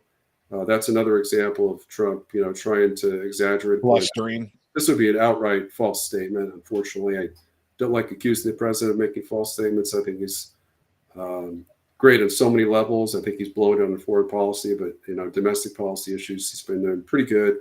Bad on spending, really, really good on immigration, border control, tariffs. He's been, not great on tariffs, but just magnitudes of orders of magnitude better than previous presidents on tariffs since probably Nixon or Eisenhower. He's got a mixed record. So Trump threatens the downfall of Russia if it does not stop missile attacks on Kiev. On May 25th, the following Russian missile attacks on Kiev Trump accused Putin of going absolutely crazy, warning of the downfall of Russia. And that was a report from the Hill that you put in your Substack. What were your thoughts to that? Yeah, he's just making all kinds of stupid bullying threats against Russia. Again, he's completely misunderstands the situation. He had a great idea to end the war, but then he took the wrong plan, the neocon plan, which I predicted it had zero chance of ending the war, and I was proven correct on that. The Kellogg plan, which he gave to Russia, it was published on April 22nd, I believe, to the Zelensky regime and EU partner states. He doesn't have follow through. He has these really grand, brilliant ideas, and because he's hired all these neocon warmongers to be his cabinet members and basically put Marco Rubio in charge of foreign policy, all his decisions are bad. Maybe with the exception of invading Venezuela, I think it'd be nice to have the communist Maduro regime taken out, but we can't do it under the current circumstances because we're overextended around the world. We don't have enough forces to deter China in East Asia. We've got all these troops deployed in Europe and the Middle East that shouldn't be there. There's no rationale to be there. We're prosecuting proxy wars against Russia and an actual war that we fought against Iran. That was not a war that we won. A lot of people paint the bombings of Iran's nuclear sites as a victory. That was just choreographed political theater. We talked about that. So, and then. Okay, so for the new listeners, did it accomplish what they thought or stated that it did accomplish with the bombing attack with the B-2s? Sorry, I just reminded hey, we get new listeners in. Yeah, no, it absolutely didn't. As the initial DI report revealed, it didn't destroy a single target. It seriously damaged them, but didn't destroy them. The core structures were left intact. They just need to dig out the tunnels essentially and rebuild some of the external infrastructure that's not very deep underground.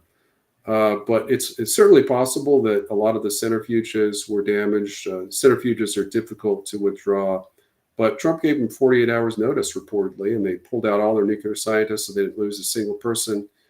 They pulled out all of the highly enriched uranium that was weapons grade or near weapons grade, 60% or above. So none of that was lost. The centrifuges are probably the most important elements, and they reportedly have thousands of those scattered, mostly underground sites. But it is possible that a few hundred or even several hundred centrifuges were sufficiently damaged at Fardo to be unusable. So that could have been a victory. But ultimately, let's look at Trump's statements. Trump stated 4 days after he declared a massive surrender. Basically, he called it basically akin to the bombing of Hiroshima and Nagasaki. In terms of a ceasefire agreement, he said that he absolutely would bomb Iran again if they started rebuilding their nuclear production capabilities. Well, according to him, they were obliterated. It's going to take years and years to rebuild them. So, but he's claiming he would bomb them, in a hot minute in the next few days or weeks if they're rebuilding it. And they started rebuilding it that very week. They were rebuilding, clearing the tunnels, the bomb tunnels, and the Fardo nuclear site, and perhaps the other two as well. So, by Netanyahu's and Trump's own statements, they're acting as if they don't believe that Iran's nuclear program was that disrupted at all. Okay, so I'm going to give you a little bit of the counter. I'm not going to do a great job of it. But some of the counter of what we're hearing in the mainstream media and those that support Ukraine is if we can keep Russia tangled up in this war, it's not going to get bigger. NATO and the United States feeds Ukraine. Ukraine does all the dirty work, quote unquote, and takes away the stockpiles of Russia. Now, we know that's not true because, as we've stated just about 10 minutes ago, Russia's out producing all of NATO 4-1. They have more tanks than all of NATO, right? They have more tanks than the United States does, right. But I think they have more tanks than us. So they have a lot more. Now, the United States may have more advancements and stuff like that, but the concern is it seems like we don't want to step this up much further before nuclear missiles get involved. And then the thing is we don't survive that here in the West as well as Russia does and China does, because as you've stated before, their infrastructure, meaning the electrical infrastructure, their electrical grid, is hardened to that type of attack. Correct? Yeah, that's right. Russia's fully hardened its critical infrastructure, at least its power grid, against super EMP or cyber attack. as has China and North Korea. They've also got a blast shelter system that would protect 60% of Russia's population. We don't have any blast shelters, essentially. We used to. They were disarmed in the 70s and the 80s. We used to have an ABM system, and now we're down to 44, and Russia has 10,000 estimated. So yeah, in terms of survivability, we know that Russia's leadership and China's leadership would survive a nuclear war because they have underground nuclear command centers. In the case of China, northwest of Beijing, it's 2,500 feet deep. And then in the case of Russia, they have Yamantau Mountain and also another one. I think it's Kavinsky Mountain. That is 3,000 feet underground underneath granite. Putin has an underground subway that would take him all the way there. That's largely nuclear proof.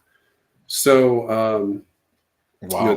They would survive. On the other hand, the White House would be vaporized within 5 minutes of World War III beginning, of a nuclear attack being launched by the Russian Federation, because Russia has a Zircon missile launching submarines, which, according to a nuclear expert, can be launched from submarines that the U.S. Navy has no ability to detect at all.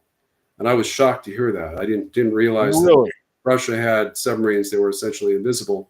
Now, I would counter that a little bit by saying that if they were sufficiently close, in coastal waters, the amount of water for them to hide kind of dissipates. But for the most part, I think that's true, unless they were, Chesapeake Bay, I think is 44 feet deep. So, we could, unless there actually have been small submarines that we didn't detect initially that slipped into Chesapeake Bay, including Russian nuclear missile submarines that were diesel powered, 3,000 ton smaller vessels.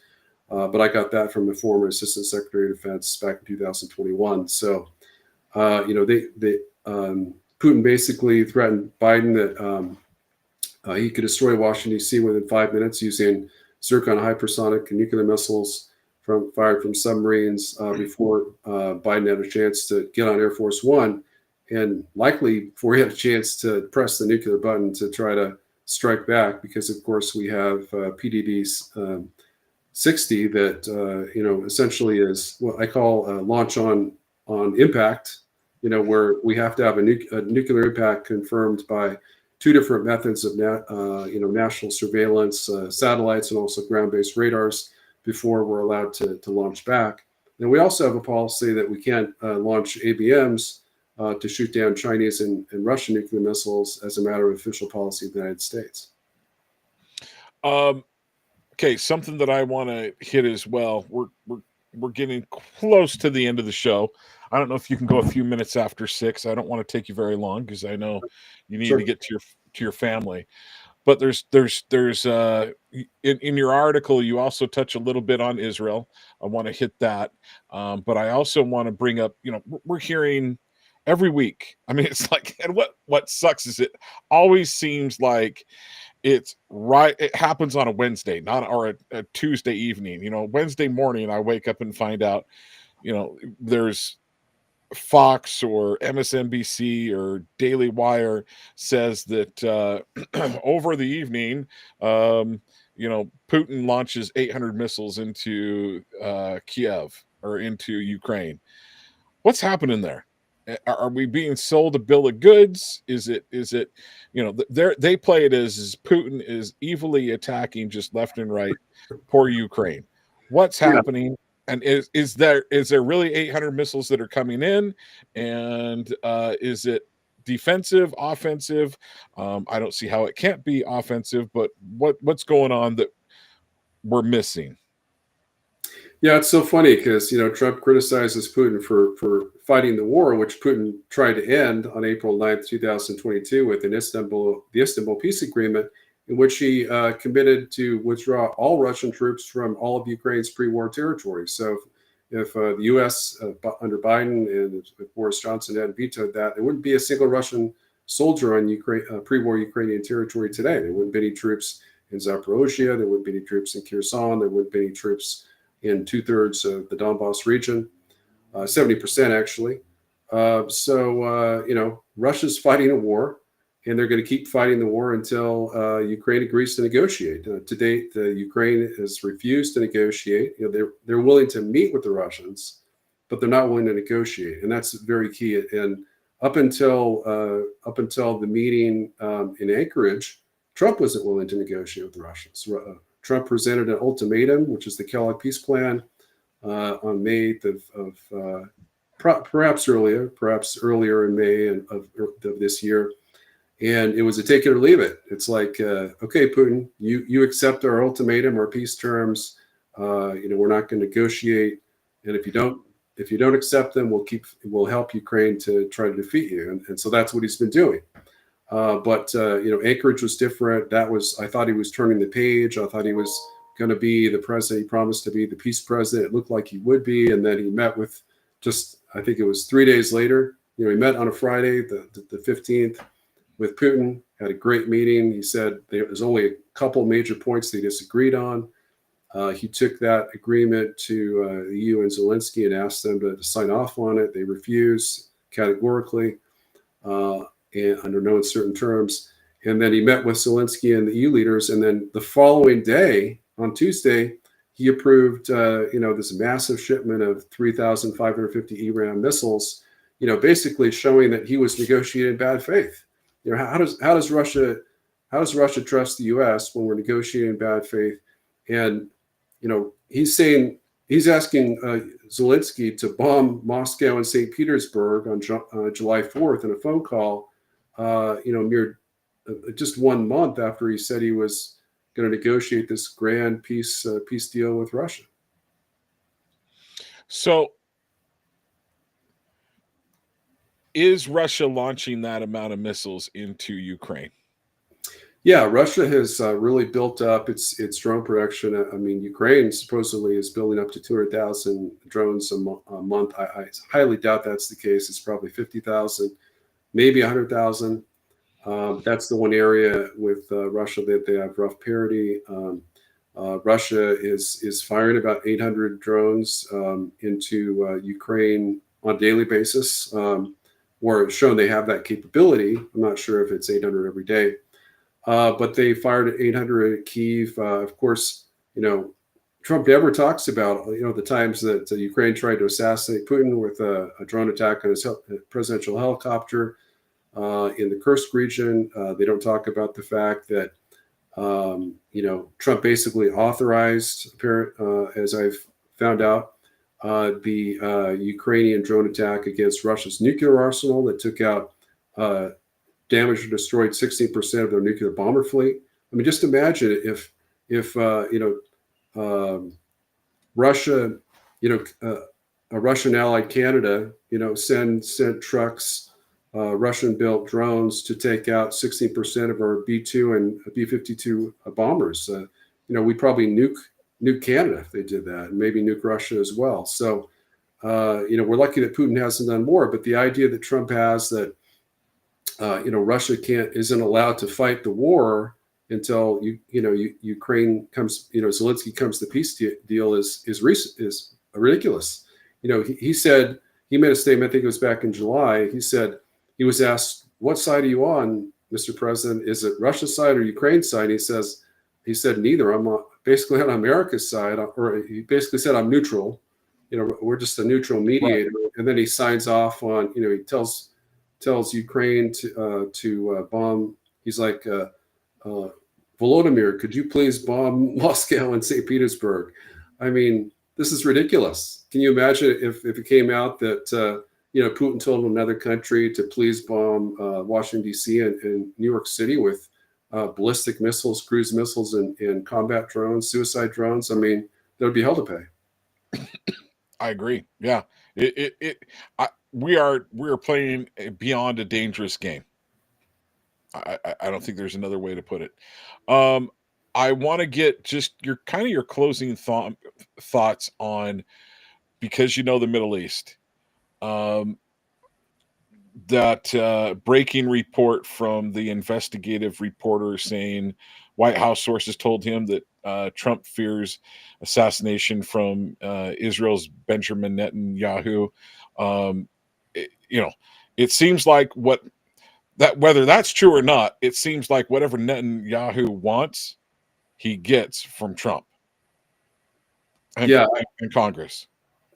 it's certainly possible that Trump said that, and privately, that he fears assassination by Israel. I think that's unlikely. I think that report's likely false. I think that Trump does fear blackmail. I mean, he's being blackmailed right now because he is on the Epstein list. I don't think think it's unlikely that he sexually assaulted underage girls, but obviously he was quite the philanderer.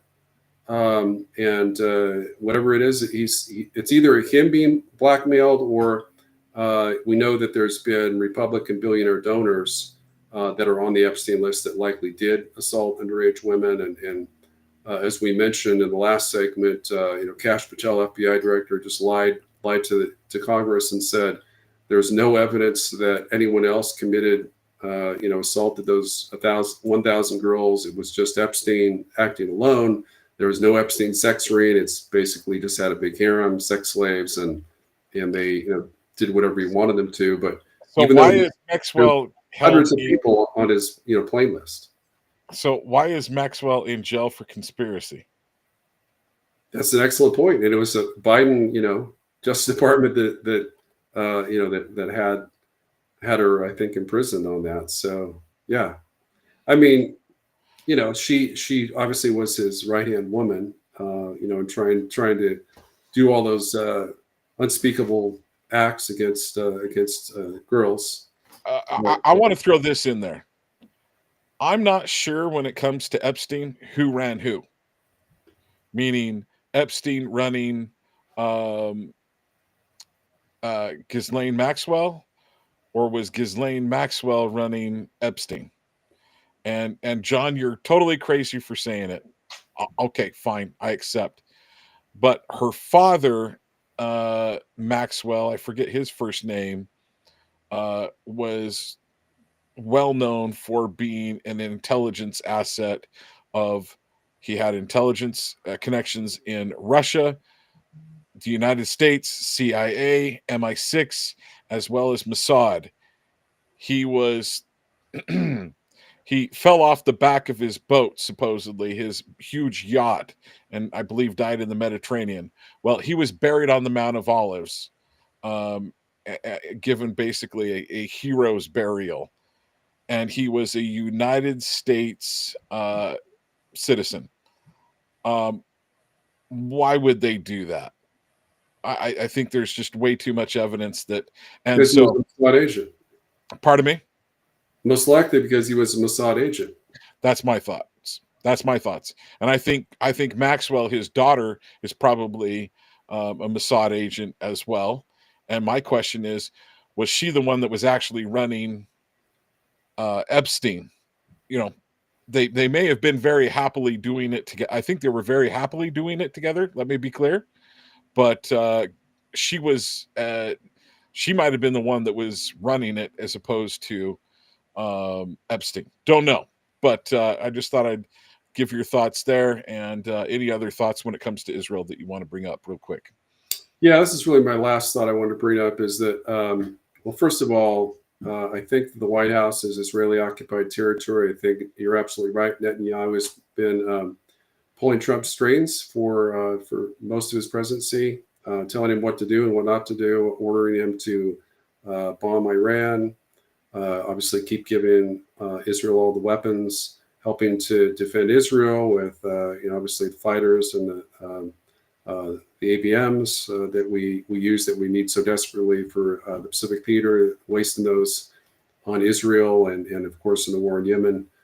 But in terms of Epstein, I think the Epstein sex ring was basically an Israeli Mossad honeypot operation. Essentially, what the deal is, and they've been doing this to U.S. presidents since LBJ, is that they seek to ensnare U.S. presidents and congressional leaders and other top political leaders with sex scandals, essentially criminal offenses in some instances, obviously, as was the case here, so that they can threaten to expose these sex crimes and sex scandals if they don't do Israel's bidding. And we saw, as with this Senate vote, 51 senators, mostly Republicans, voted to suppress the release of the Epstein list in order to protect Israel, because damnable, in my opinion. Yeah, because it would likely expose Israeli Mossad involvement and all of the just dirty work they do. And again, I say that as a supporter of Israel, a lifetime supporter of Israel. I despise Netanyahu, but I love the idea of the state of Israel. I love a Jewish homeland state. I think obviously they persecute Palestinians. I don't like that. I think they should be citizens. I'd love to see Israel that annexes the Palestinian areas and then grants them full citizenship. But of course, that would leave the Jews as a minority, and Israel will never agree to that within their own country. But I've always supported the defense of Israel. But we have to expose Israeli control of our government because Netanyahu fully controls U.S. Middle East policy. I mean, the entire White House is using an Israeli intelligence signal modification for their communications. I can guarantee you all those texts go right back to Netanyahu, Israeli intelligence. Guaranteed. They know exactly what they're saying behind the scenes. And then, Netanyahu goes to the White House with a big grin and manipulates Trump to do his bidding, uses all the right words, all the right language, threatens him with the Epstein list. I really don't think there's any threat of Israel trying to assassinate Trump. I don't think, there's a lot of weird coincidences, and there's motive for Israel's potential assassination of Charlie Kirk. I just don't see it. It seems to be a trans hater. There's definitely an Antifa domestic terrorist conspiracy. I initially thought Ukraine was probably it. There's a lot of Ukrainians celebrating Charlie Kirk's death, but I don't think Ukraine did it as well. I think it was likely just a trans terrorist Antifa operation. Here's how I see Israel being involved in it. They would have wound up a group to take out Kirk. That's how it would not be a direct situation. Yeah. And so let me say two things. It's really clear. I think the CIA was very much aware of what was going on with Epstein. And the CIA is not allowed to operate on American soil, right? It's against the law. So what they do is they get, and we know that this happens, they get the MI6, Mossad, whomever it may be, to do their dirty work, and they get to collect the intelligence out of it too. I would suspect that's what happened when it comes to Epstein, when we really look into it. And then on top of that, they also, I think it's pretty clear that I take that back. To me, it's not clear. Right now, it's a very muddy thing on who is behind and what is behind the shooting. I think that I'm probably 55, 60% that Tyler Robinson was the one that did it, and that shot was taken by him. But I'm open to other possibilities, but I fully believe there's a possibility that that group was wound up. So that's going to kind of be my parting comment. So I am so grateful you joining me today for 2 hours and 10 minutes. Thank you, David. I appreciate you being here. You're a fantastic American. Folks, please go to David Pine's Substack. Go to The Real War by David Pine. It's dpyne.substack.com. David, last comment. Thanks, John. It's been a real pleasure to be on the show. Love to be on with Michael as well. He's a great patriot like you, and we appreciate your show because you always bring out the truth. You ask the difficult questions, and I try to bring out the truth. Let's be clear. I try to. Yeah. I try to get to the truth. Heaven knows I'm manipulated. You know, I get it wrong. So Yeah, the important thing is we're asking the hard questions that that you won't hear on Fox News. You know, Fox News is really a propaganda outlet at this point, unfortunately. Tucker Carlson was the kind of the lone voice for truth. I mean, I do think there's one or two others, but they're kind of suppressed. They're kind of censored. They're not allowed to talk about Ukraine and various other issues. And yeah, your program is exactly what we need to Americans need, and Utahns in particular, to get informed about what's going on in the world in America today. I will also give a shout out to We Are the People with Jason Preston. He's doing some really good work over there too. Yeah, And Jason. folks, please, I really mean it. You want good information, what's happening around the world by a good man. David Pine's one of them. And so go to dpyne, Pyne, dpyne.substack.com. Folks, have a great evening. This has been Talk with Jon. I'm just going to say God bless. We'll see you next week. And it's been my blessing to be with you folks, to be with Michael Letts and David Pine. Thank you so much for joining me. We will see you, David Pine, on the at no later than hopefully the third week of October.